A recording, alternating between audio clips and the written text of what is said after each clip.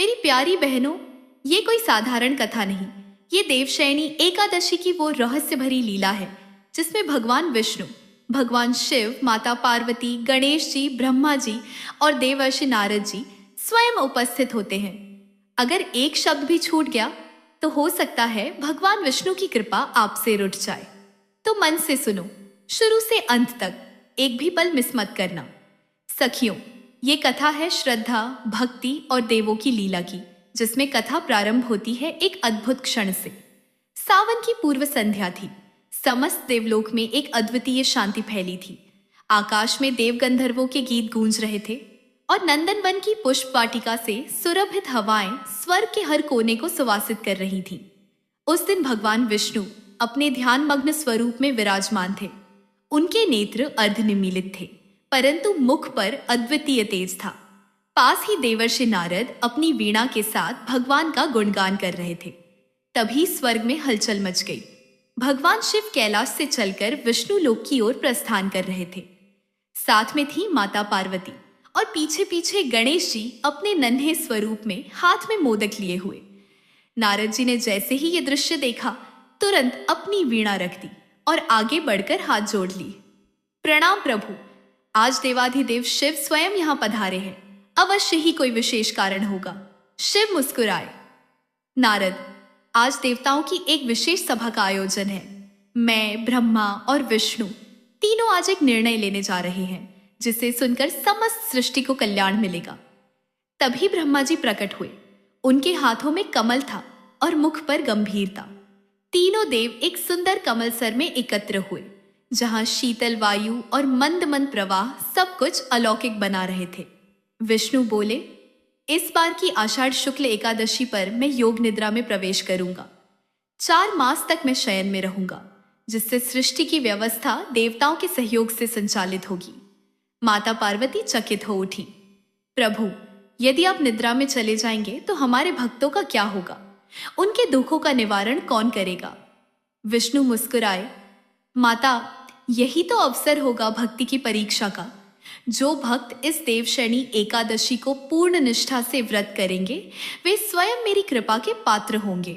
इस दिन व्रत करने से ऐसा पुण्य मिलेगा जो हजारों यज्ञों से भी श्रेष्ठ होगा। गणेश जी ने मासूमियत से पूछा, तो क्या इस दिन मैं भी कुछ कर सकता हूं? शिव ने हंसते हुए कहा, तू तो हर शुभ आरंभ का स्वामी है पुत्र।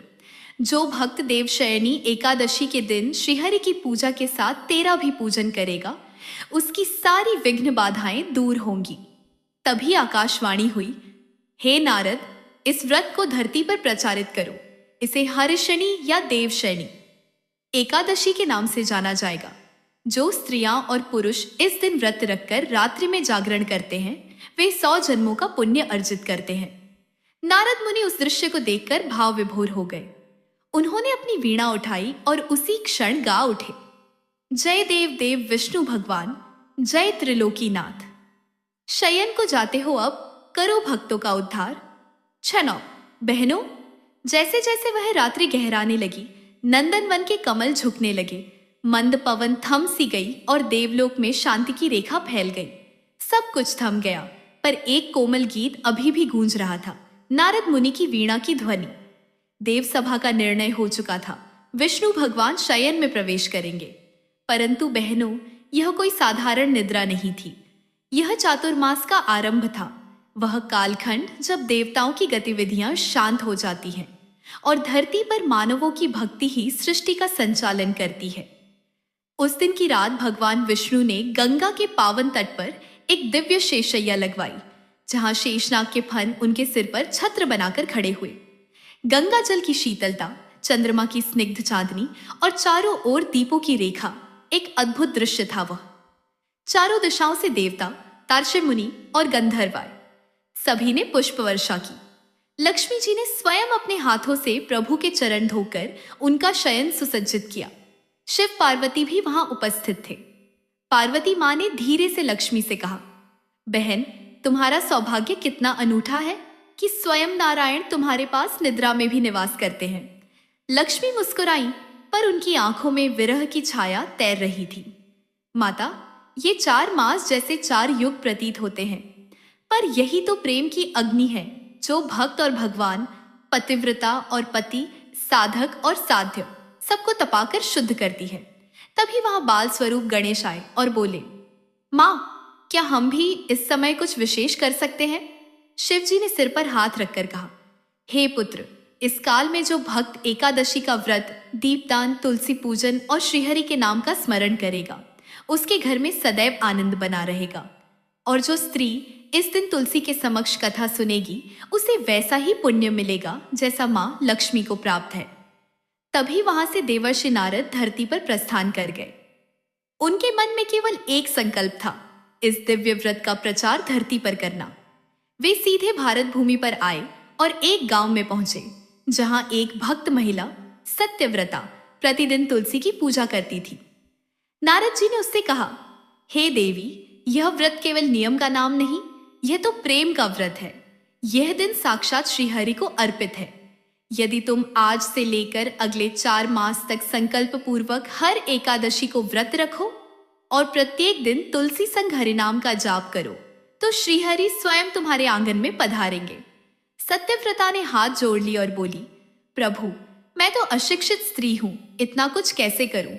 नारद जी बोले, बस मन में श्रद्धा रखो बेटी, जो भी भगवत भाव से किया जाए वही सच्चा पूजन है। और बहनों, सत्यव्रता ने संकल्प लिया और सचमुच 4 मास तक उसने नियम पूर्वक देवशयनी एकादशी से प्रारंभ कर हर एकादशी को व्रत किया, तुलसी का पूजन किया और रात्रि में दीप जलाकर श्रीहरि के भजन गाए। चौथे महीने जब प्रबोधिनी एकादशी आई, ठीक उसी रात उसे स्वप्न में भगवान विष्णु ने दर्शन दिए। वे बोले, हे पुत्री, तूने मेरी योग निद्रा के काल में मुझे भक्ति से जगाया है। आज से मैं तेरे घर वास करूंगा। बहनों, देवशयनी एकादशी की वह रात्रि जैसे जैसे बीतती गई, पृथ्वी, आकाश और पाताल तीनों लोकों में एक विलक्षण ऊर्जा भरती गई।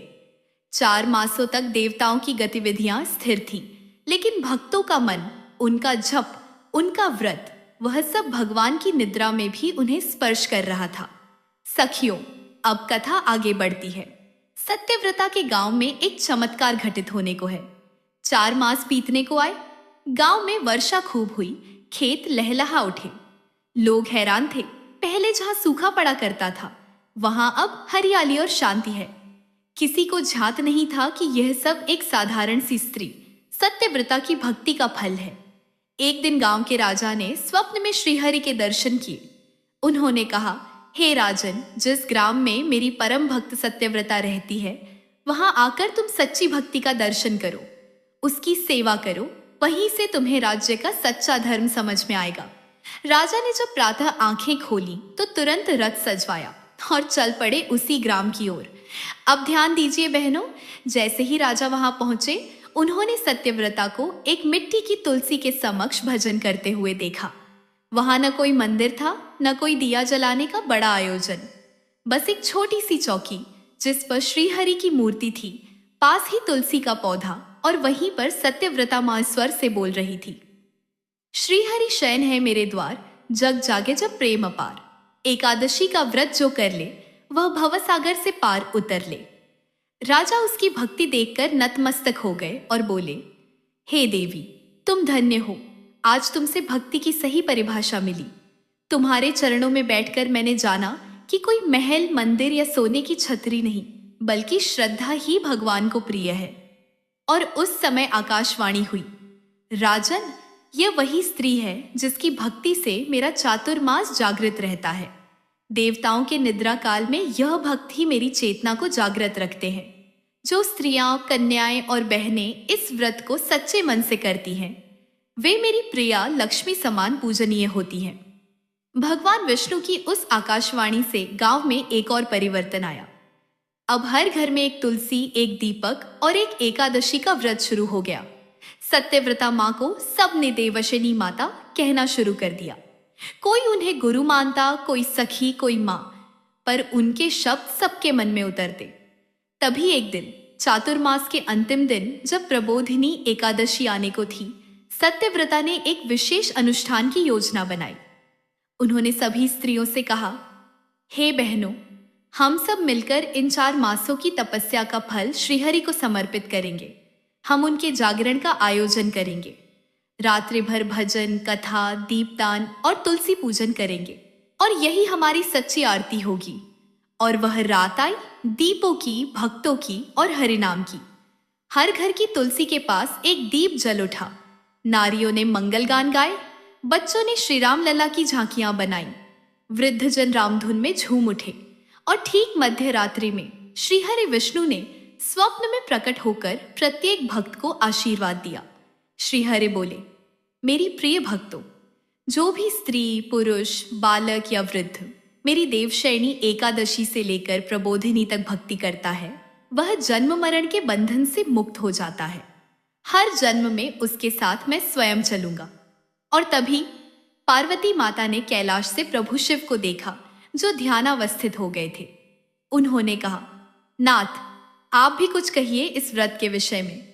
शिव ने मुस्कुराकर कहा, माथे, देवशयनी एकादशी केवल विष्णु का ही व्रत नहीं, यह तो समस्त देवताओं के बीच का सेतु है। जब विष्णु विश्राम में हो तब धरती पर उनकी भक्ति करना शिव पूजा के समान है।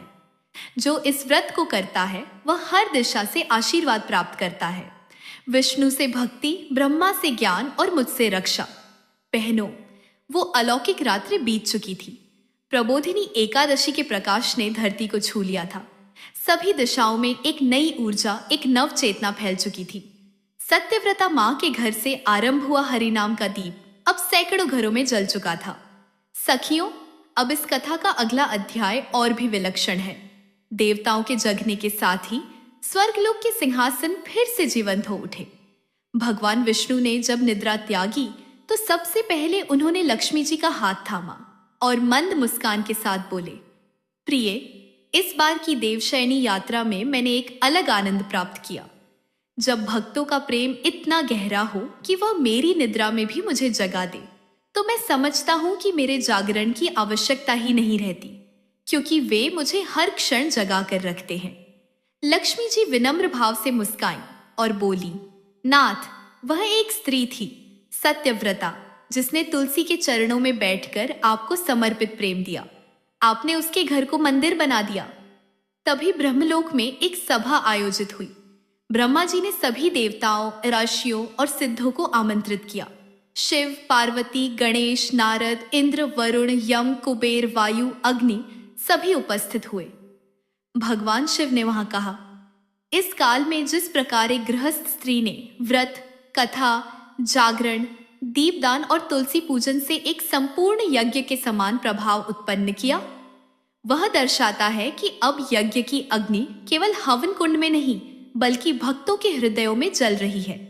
वहीं नारद मुनि ने प्रस्ताव रखा, हे ब्रह्मादेव, क्यों न हम इस सत्यव्रता की भक्ति को अमर बना दें, जिससे आने वाले युगों में भी स्त्रियां जब इस व्रत को करें तो उन्हें यह कथा प्रेरणा दे, आशीर्वाद दे।